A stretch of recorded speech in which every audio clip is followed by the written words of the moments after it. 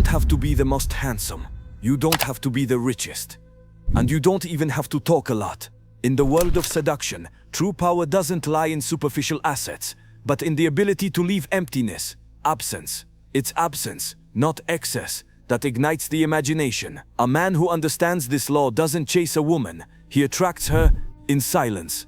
The man of silence, you know them, those men who only speak when necessary. They don't interrupt. They don't try to be funny. They don't seek to shine. And that's exactly why everyone listens to them. In the presence of a woman, they don't fill the silence. Silence is their ally. Because silence creates tension, and tension is the first ingredient of desire. When you speak less, your words carry more weight, and silence becomes a mystery. Space a strategy. People become addicted to the presence of those who know how to disappear, not those who are always available, but those who disappear right after being remembered. Your distance creates space for fantasy. You're not too close to be figured out. You're not too far to be forgotten. It's a game on the edge. She feels like she's losing you, even though she never fully had you, and that semi-absence becomes a drug. Rituals of indifference. The seducer doesn't flirt. He suspends attention. He's not nice. He's unpredictable. He gives something only to take it away. You say maybe we'll meet on Wednesday, and then on Wednesday, you're unavailable. You don't explain. You don't apologize, because you're not playing by her schedule. You're playing by your own. This isn't cruelty.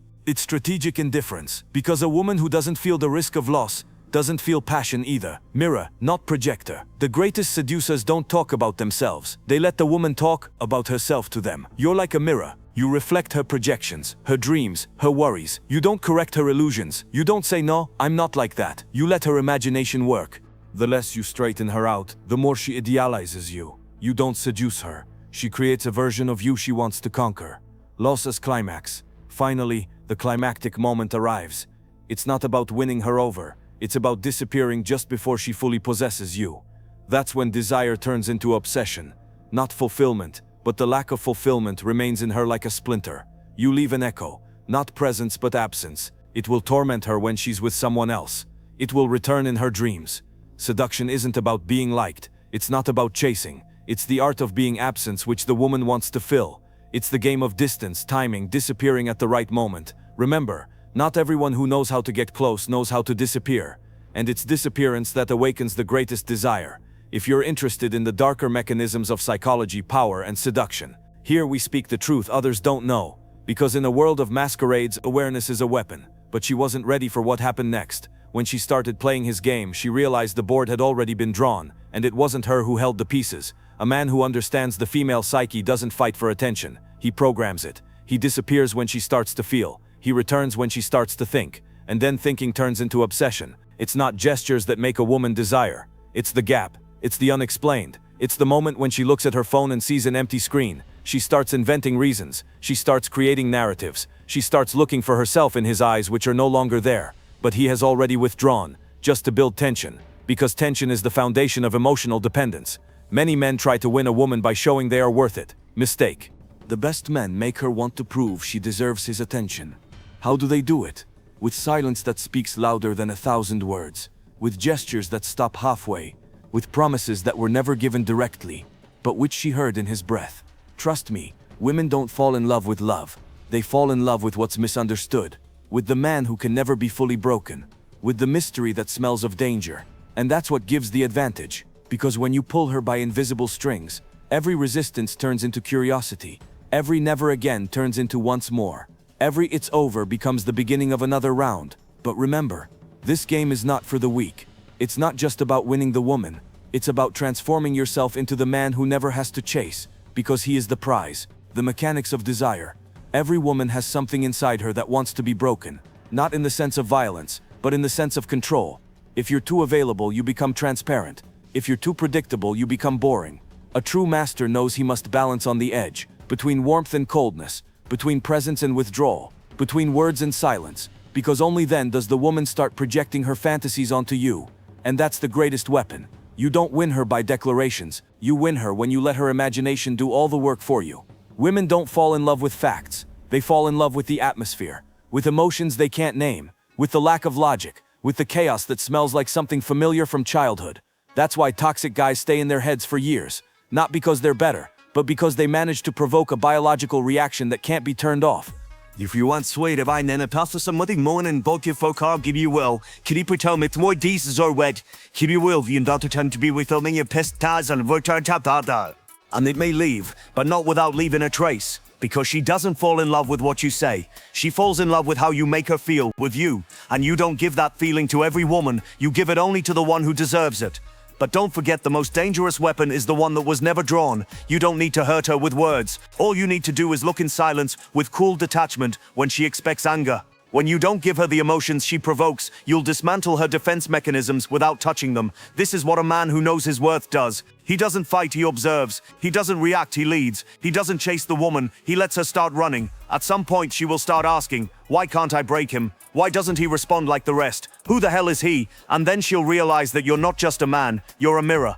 A mirror that reflects her fears, shame, impulses, and strategies. And that mirror is unbreakable, because you don't have the need to make her like you. The art of psychological domination. Dominance isn't about shouting. It's not about physical strength. Dominance is the silence in your presence that says, I know what you want before you even admit it. It's when you say little, but her head speaks for both of you. It's when you're close but never fully available. When you give her emotions like a drug, in controlled doses once a day, then you disappear for 2. That's addictive. A woman who can't predict you will start to feel small in the face of mystery, in the face of ignorance, and that strengthens you. Instead of giving her everything, give her a choice.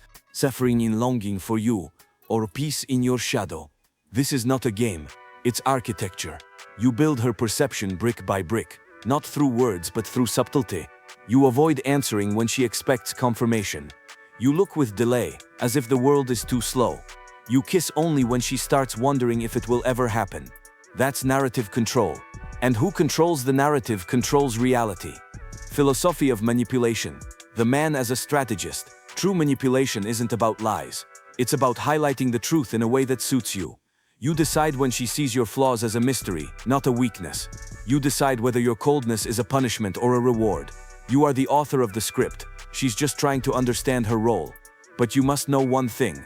This is not a game for boys. This is not a game for those seeking love as shelter. This is a philosophy for those seeking power over their own presence, and who understand that a woman doesn't love you because you're hers but because you never had to be.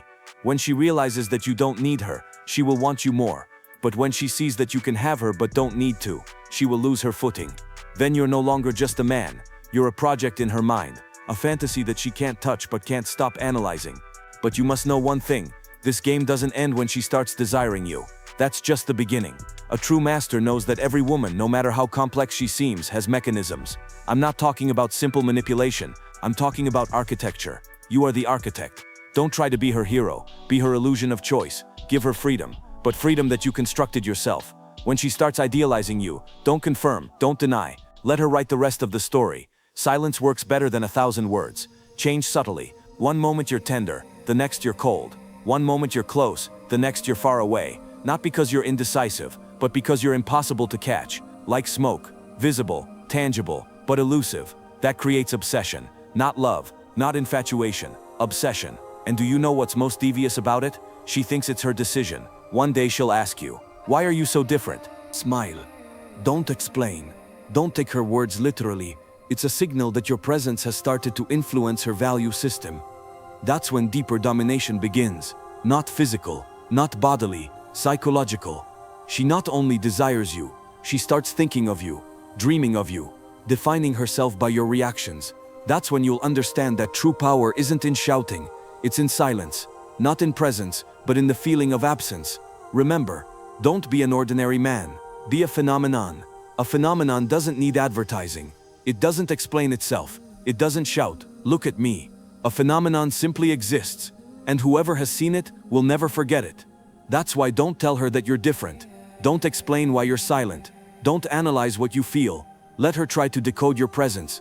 Because when a woman tries to understand you, you're already in her head. Notice, we remember the most those who left us with unsaid things, not those who said too much, but those who went silent at the crucial moment. Because silence at the right time becomes a scream. When she tests you, don't react emotionally. This isn't an attack, it's a ritual.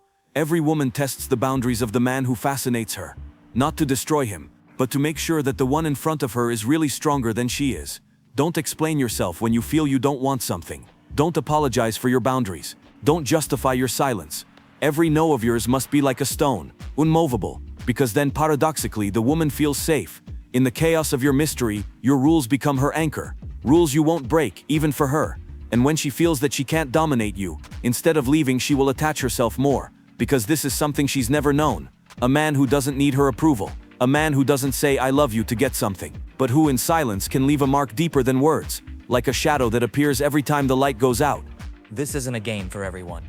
This isn't a game for those who want to be liked. This is a game for those who want to be remembered. But don't be fooled. A woman won't interpret your distance as an act of deep spirituality. She'll feel danger in it. Subtle, but real. Her instinct will tell her one thing: he can leave me. And this, in her biological memory, is her deepest fear. That's why don't aim to be predictable. Every move of yours should contain a touch of uncertainty. Every glance should be a mixture of desire and coldness. Let her wonder what you really feel, because when a woman knows everything about you, she stops being intrigued by you. And here comes rule number 9.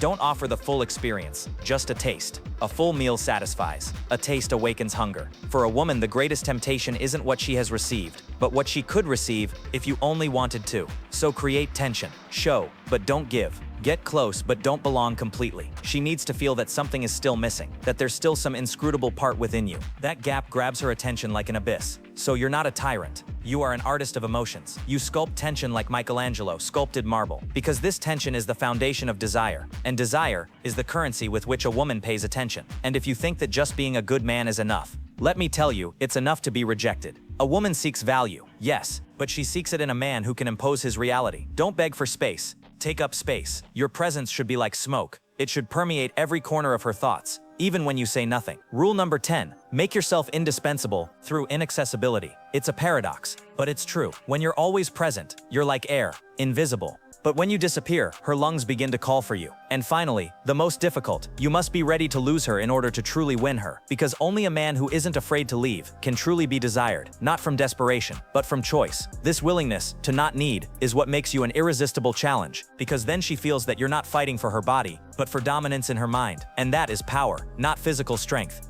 Not the power of words, but the power of presence cannot be switched off. The traps of power and the illusion of control. But here comes the paradox.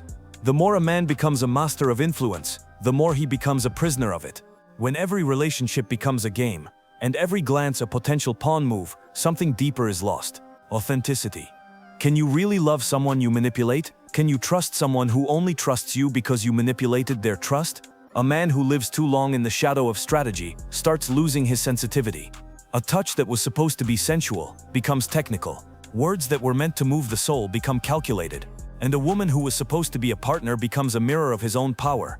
In the end, he becomes lonely. Not because there are no people around him, but because no one knows his true self. Not even he does. Because in a world where everything is a strategy, there's no place for truth. The true test begins when a man meets a woman who doesn't give in to the game. She doesn't respond to hints, doesn't bite the bait, doesn't let herself be broken. She looks him straight in the eyes, not with desire, not with fear, but with balance, with inner silence. For the master of the game, that's the most dangerous of mirrors, because he can't conquer her the way he conquered the others.